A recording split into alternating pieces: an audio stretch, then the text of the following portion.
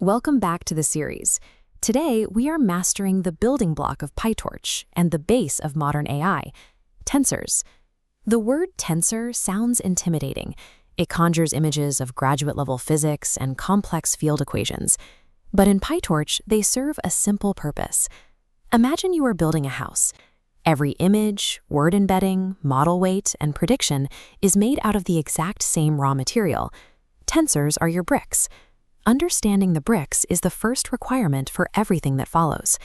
Every algorithm PyTorch runs is ultimately just an operation performed on these tensors. The formal definition of a tensor is an n-dimensional array of numbers. It is a container that holds data. The 0D tensor, or scalar, is a single number, like an individual price point. When we scale up to a 1D array of numbers, we get a 1D tensor, also known as a vector. Stacking those vectors together creates a 2D tensor, or a matrix.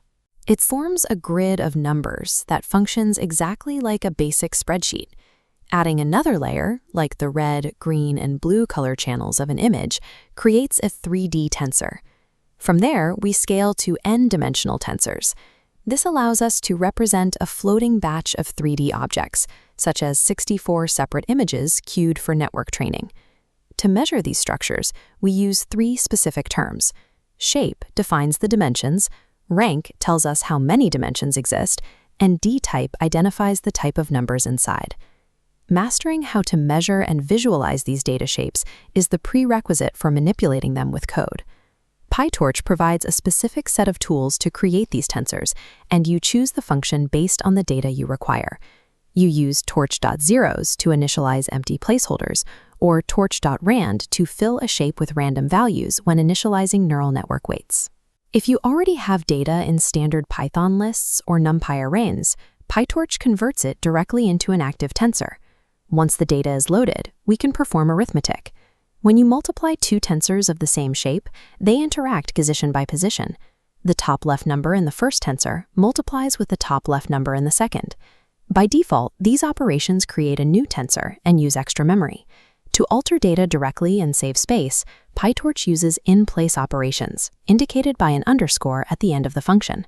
While these operations look like basic Python math, they allow for the calculation of millions of element-wise formulas simultaneously. In deep learning, data needs to change its shape to fit different architectural layers, often without altering the underlying numbers. To prepare a 3D batch of data for a fully connected layer, we use the flatten operation to collapse the structure into a single 1D line. We can also isolate specific subblocks from a larger batch through slicing. If you attempt to combine two tensors with different dimensions, the system will return a shape mismatch error. PyTorch resolves many of these issues through broadcasting. It stretches the smaller tensor to match the footprint of the larger one by cloning its data across the missing dimensions. Mastering these transformations ensures data flows through complex network layers without triggering errors. Everything covered so far can be performed with standard numerical arrays. The reason PyTorch treats these structures differently is hardware acceleration. A CPU is capable of complex sequential tasks, but it largely works on one thing at a time.